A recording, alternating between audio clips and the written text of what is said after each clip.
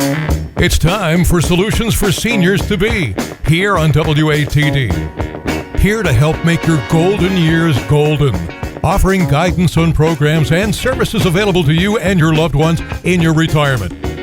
Now, here's your host, Chris Shea. I've been in the right place, but it must Good Sunday morning. It's Chris Shea here, BPS Financial Services, and happy Sunday. Gotta love waking up to Dr. John.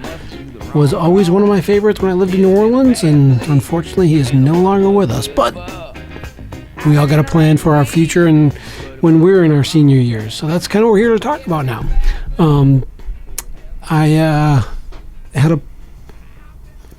As some of you have listened to me before, know that my parents had some challenges towards the end of their lives. They were very successful, but they didn't realize all the stuff that was out there available to them. And I didn't realize it either until a couple of years ago when I started to look into helping in the senior marketplace. And one of the more interesting things that I found out is that there are people out there that will help you figure out where you should go, or your parents should go if they need it, for assisted living facilities, and can essentially figure out from the marketplace which one is the best for you. And I was kind of shocked about this.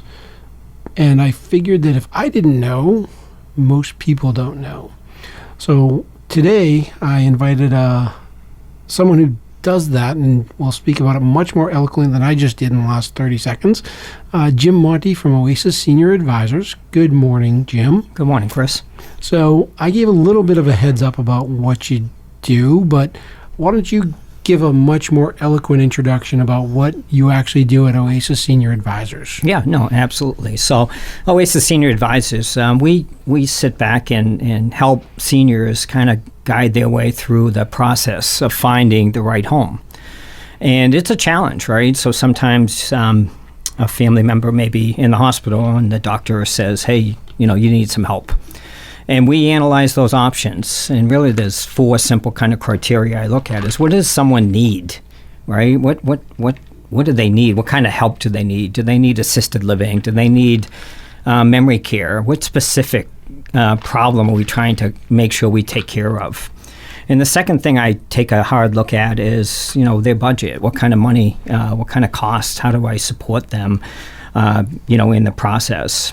And the third thing I try to look at is where's the family live? Where is everybody?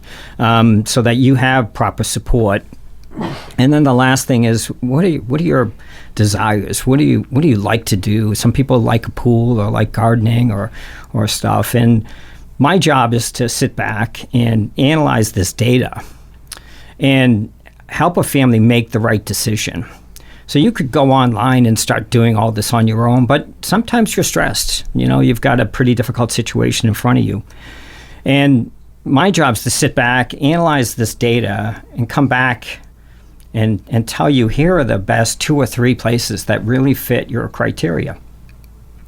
I have a market here that covers, pretty vast area between Plymouth and the South Coast and Cape Cod. We have other owners that are all over the country that know these communities, but I know the 35 communities in my network extremely well. So when you start to think about where am I going to go, what am I going to do, you can go online and you can click a button and your phone's going to ring from a lot of people calling you saying, hey, I can help you. My job is to sit back and analyze the options for you, come back to you and be the middleman. Now, the best part of my service is it's free. I don't charge you a dime. My job is to sit back and help you and figure out your options. And that's what I do as a senior advisor. So the options for where to make your next move. Correct. Yeah. So a lot of people, COVID was tough on a lot of families. People have been by themselves for a long period of time. They weren't having the right nutrition. They weren't having any socialization. They weren't getting the proper support. And they were locked down into a household. I know. So my job is to sit back and say, how can we help get them the proper support? How can I get them to have the proper nutrition or enjoy their best life? Yeah. And that's what I like about this job is I'm helping families navigate these waters, and they've got my support. And I really do help them. I focus in on what can they afford and how can we make this work. And some people get concerned about, well, it's too much money. Well, there are options that we can figure out. How can we navigate the cost? There are some opportunities out there that we can capitalize on to see. Veterans, for example, can get benefits that could give them some additional savings. So there's some options out there that we certainly can consider. Yeah, and so we've talked a little bit. And for those of you that haven't heard, my parents passed away in the last couple of years. My dad probably 7 years ago. My mom 2 years ago now. Yeah. And we had a very challenging time trying to convince her that, and she passed away in COVID, so it was a little bit more of a challenge. Yep. But she was passionately attached to her home. Yep. So much so that we had to drag her out to get to the hospital just to keep her alive for a little bit longer because she had those nutrition issues. She was isolated. During COVID, we couldn't get in there and even, like, ironically enough, I was afraid that I was going to kill her if I got too close to her and gave her COVID. Yep. She didn't make it because of the social lack of socialization. Yep. And what do you do when there is someone who is diametrically opposed from a lifestyle standpoint, that they don't want to go to a quote-unquote facility? Correct. Or one of those places, quote-unquote, that are, some people just don't want to go and live with that. I think it's now it's stigma. Yeah. What can you do to get past that? Because I know my mom, she wouldn't listen to me. I'm her son. No, and I see it a lot. I see it every day, right? And I have to, applaud them in a way that they worked hard their whole lives, and they lived a different era than a lot of us have been privileged to have, and their house is their mecca. It's their home, and they don't want to leave their home. Their neighbors are there, their friends are there, and they have wonderful memories. And an option that they could consider is in-home care, bringing in some support to support them, but it can be expensive, and there's a shortage of in-home care workers that the industry is working hard to overcome. And I'll present that as an option for somebody, but there are times where a doctor is going to come in and say, you just can't live by yourself anymore. It's not me trying to convince somebody to do that. It's others. It could be a family member that says it's just, you can't be here on your own. And I've got stories that sometimes shake me. An individual says, I'm going to just stay home.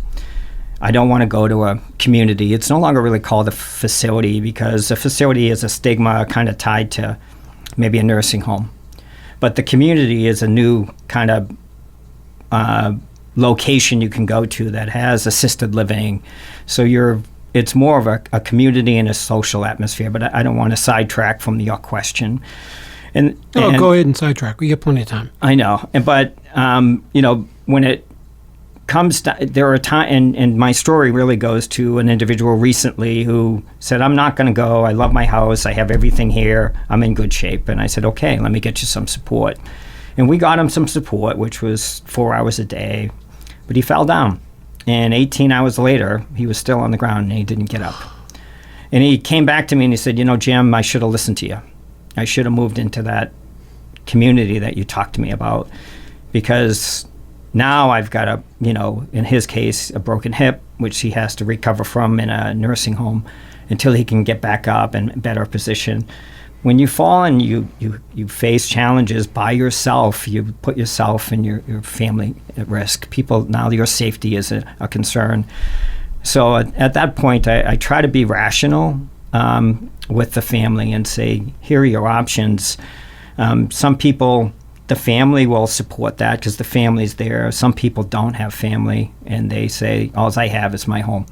And I have wonderful memories that I live with my home, and I don't want to give that up. And my job's to listen. I'm never going to force anybody, but my job's to provide the options to you. And in that case, I try to give stories to say, these are scenarios that could happen. We got to make sure that you're prepared for it. When you talk about falling, my grandmother on my father's side actually was one of those people in the 80s, fell living alone in Boston. She fell and didn't get up. Yeah. As that, commercial. My dad, before he passed away, always said, if I wanted to get a job, I would be the best salesperson for that, because his mother died because she fell and couldn't get to the phone and ask for help. And 2 days later, somebody came and found her. Yeah. And, had there been a place to put her, she probably would have lasted longer. Yeah. But she literally just fell, things broke, and that was the end of it. Yeah, and I hear this story so much. It's sad to me. Oh. And the perception is that you're going to go to a nursing home. And let me talk a little bit about the different options. A skilled nursing facility or a nursing home, it's a medical model. And it's designed to take care of you medically and support your needs from a medical perspective. You typically have a room with a roommate in there. If you pay private pay, it's quite expensive. It can be anywhere from $13,000 to $18,000 a month if it's private pay, if you have the funds. If you run out of money and you go below $2,000 in savings, then you could go on Mass Health, and it would be covered by the state. Frankly, not a bad option. It truly isn't. But it's a medical model. But if you're in a physically good shape and you're in good condition and you just want to live your best life, but you really can't do it inside your own home anymore. You're not getting the nutrition, you're really not getting the socialization, you're not getting the physical rehab work that you might need. You're not really in a safe location, again, akin to a fall. You can go to a community. And these are beautiful places. And Chris, I can't tell you how many people that I move into a community and they say, oh my God, I should have done this 5 years ago. Like, why didn't I know you 5 years ago, Jim? And I said, well, it's because you put the block up and you wouldn't, the block, your perception was that you were going to go to a nursing home, but that's not reality anymore. The industry, the market has created a mid-tier place between your home and a nursing home that allows you to move into a beautiful facility. Many of these have pools, they have card games, they have 8 to 10 activities a day, and you don't have to do them all, but you can pick and choose to say, I'm going to do bingo this morning, I'm going to go swimming this afternoon, and I'm going to go tonight and do, trivia. And it's really designed to support your social and activity needs. And the food is amazing. And anything and everything you need is there. Your friendships, your form. It's really a wonderful mid-tier spot where you're going to get social support, but some medical help. There's a nurse on staff, typically 12 hours a day they're on staff, and then 12 hours or 8 to 10 to 12 hours a day they're on call. But if something happens, the nurse is coming in to take care of you. Yeah. So it's a nice kind of mid-tier model that allows the family to be comfortable knowing, hey, mom and dad's in a great spot. They're going to be taken care of. They're eating well every day. They got eyes on them, and they're in a great spot. So it really is a great mid-tier opportunity for people to look at. Assisted living to take care of themselves is a nice place to go. It's not the same old state where it used to be. Yeah. So we're going to take a quick break right now. Hear from me, my sponsor, and then we'll get right back to this, because I want to dovetail that into kind of something that I do that's a little different as well. But we'll be right back. Are you fit to retire? I'm Chris Shea, financial advisor with BPS Financial Services in Marshfield. I work with clients to create a 100-day plan that can help get you started so that you can get the most out of your retirement. You've worked your whole life towards your goal of retirement. Let BPS Financial Services put together a plan that will help you enjoy your retirement. Find out how a 100-day plan tailored to you can help you get started in your retirement at fit2retire.com/Chris-Shea. I look forward to helping you get fit to retire. Go to fit2retire.com/Chris-Shea. Chris Shea is a registered representative offering securities and advisory services offered through Cetera Advisor Networks, LLC, member FINRA/SIPC, a broker-dealer and registered investment advisor. Cetera is under separate ownership from any other named entity, located at 752 Ocean Street, Marshfield, Massachusetts, 02050. All right. Well, welcome back. And kind of the reason why I want to take that break right there is because in the ad, you hear me talk about fit to retire. And that's one of the things that I'm trying to change the way people look at retirement. And a lot of what you were talking about are things that I talk about in my Fit to Retire platform, because it looks at retirement in 5 different areas: self-identity, social, health and nutrition, personal relationships, and the money just pays for it. Right? So when I was listening to you, I heard a big part of what you do is help people with socialization. Right. And there's a lot of studies out there that show that for individuals that partake in social activities, their ability to take care of themselves, they don't lose that ability nearly as quickly as people that aren't social. So the study literally shows if you don't have a social life, you have a 25% chance of decrease in your motor skills to be able to take care of yourself.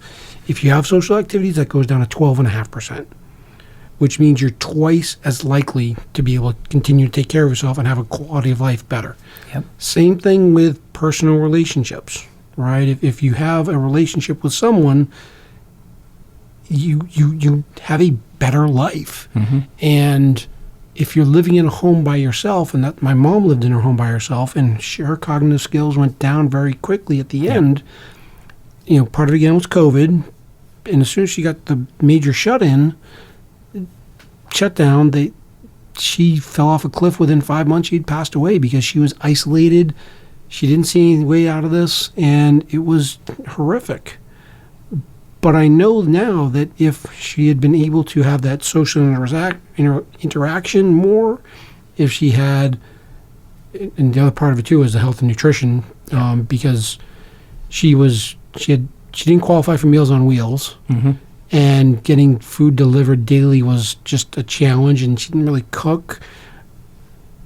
But I can see if she had been in one of these facilities, she'd probably still be alive right now. She may have been. Because she would have had the care and the socialization that was critical to her. Correct. And the other part of it too is, she wouldn't necessarily have to give up her freedom and being able to go out and drive her car and still be active, but have a support system in place. Right. Which is why, again, I want to bring you on, because if I had known about you, you say 5 years ago, 3 to 4 or 5 years ago would have been about right for you to have a conversation with my mom and be like, hey, let's figure this out. Absolutely.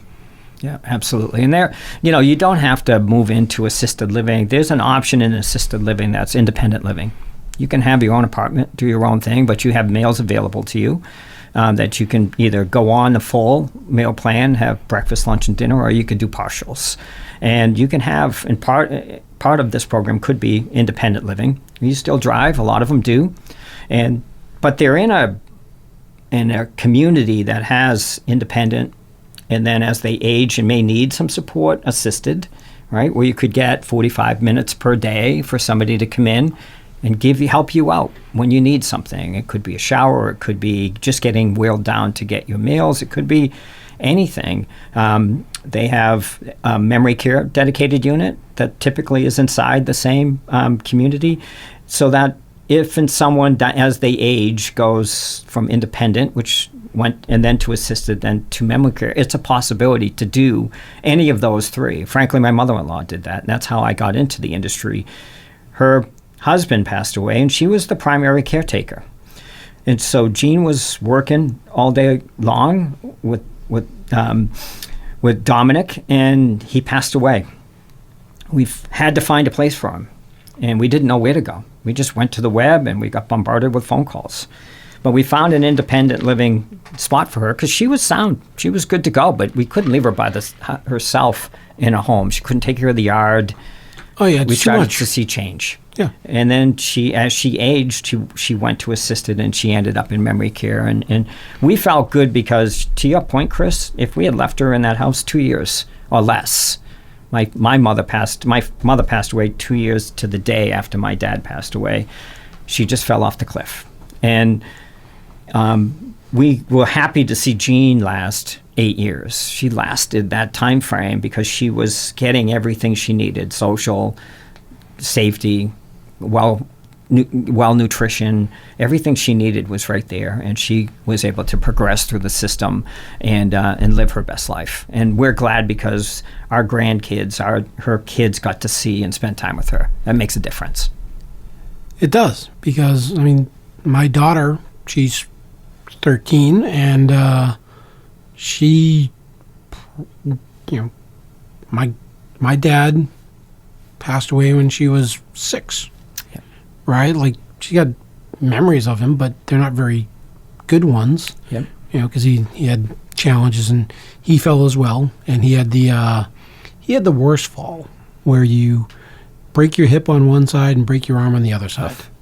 And for those of you that aren't aware of how that all kind of works, it's actually better to break them both on the same side, because then you can do the physical therapy rehab. Yeah. But if you break one on one side and one on the other, you can't do the rehab on either one of them, and you wind up pretty much in bed, and then pneumonia sets in. Yep. And that's pretty much what happened. He fell, and 4 months later he passed away.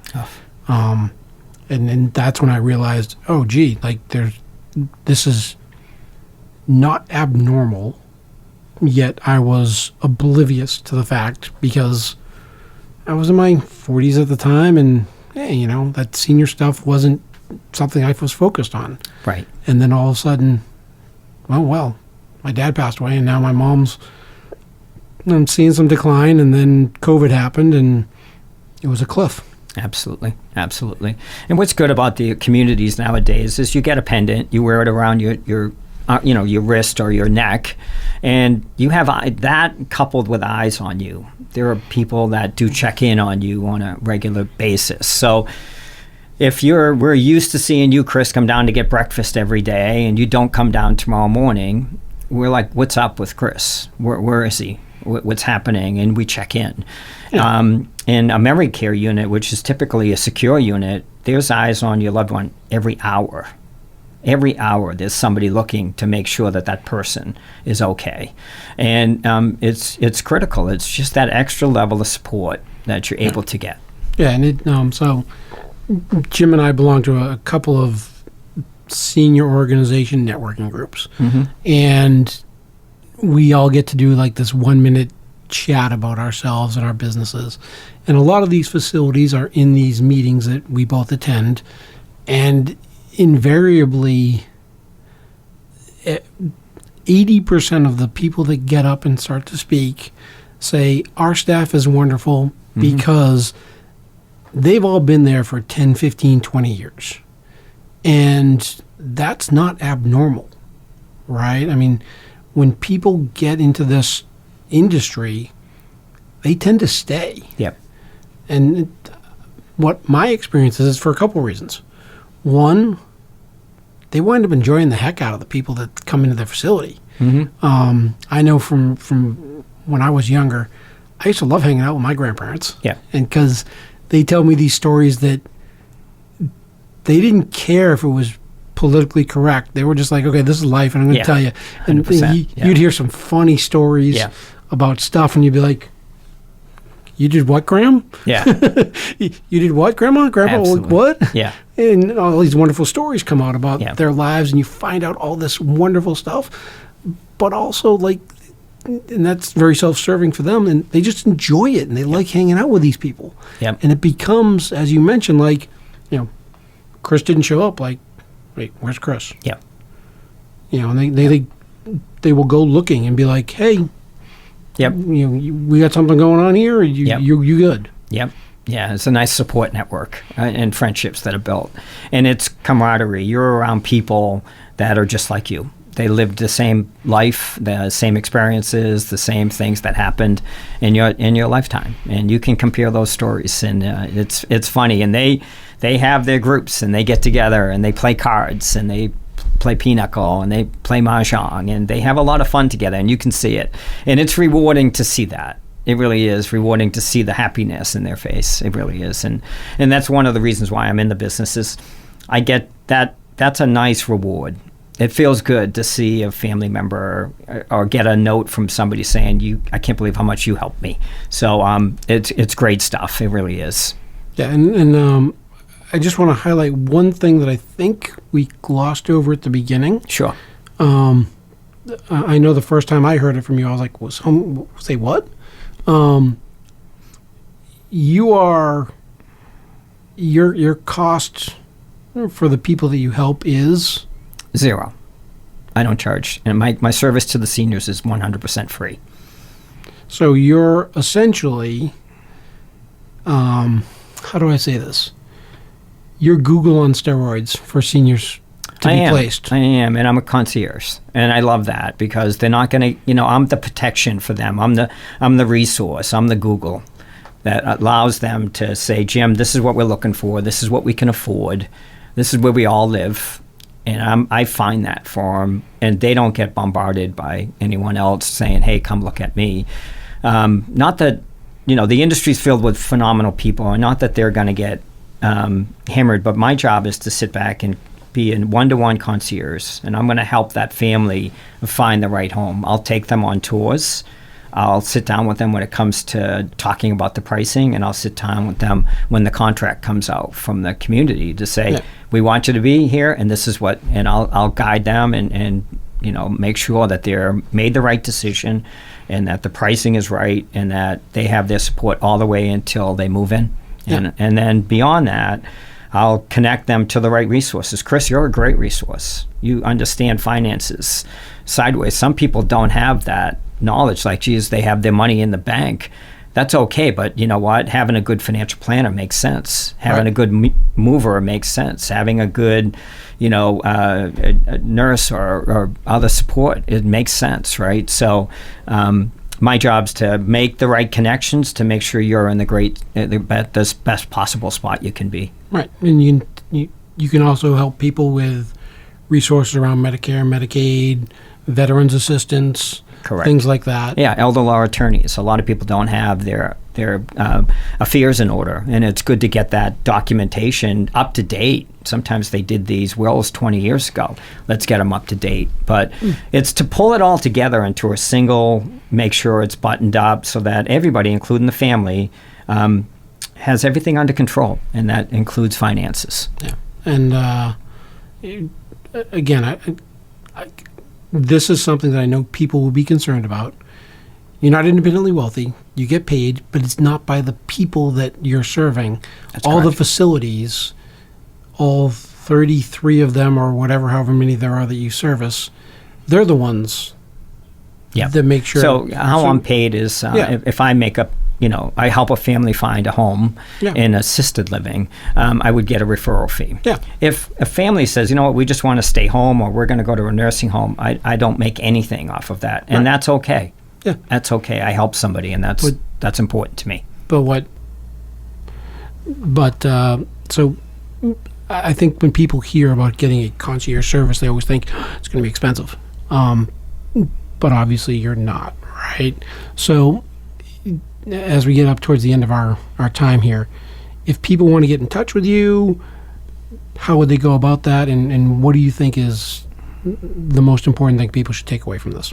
So to get in touch with me is easy. You can call me on my cell phone, 617-694-8656. You can look up the company, oasisssenioradvisors.com. You type in the zip code that you have, and it'll bring you to the right territory where you can get the support you want from a local agent anywhere in the United States. And as far as what's the best takeaway, please take advantage of the service. It's free. You get the advice, get some support, and you get some guidance that'll allow you to make the right decisions for you and your family. So, Chris, I want to say thank you for the time. I greatly appreciate being on your show, and I greatly appreciate talking to your audience here today. Thank you.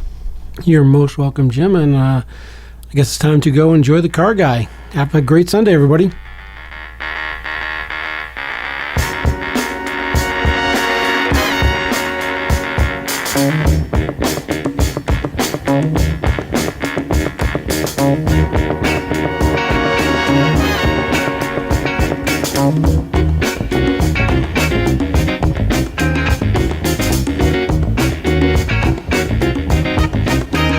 I've been in the right place, but it must have been the wrong time.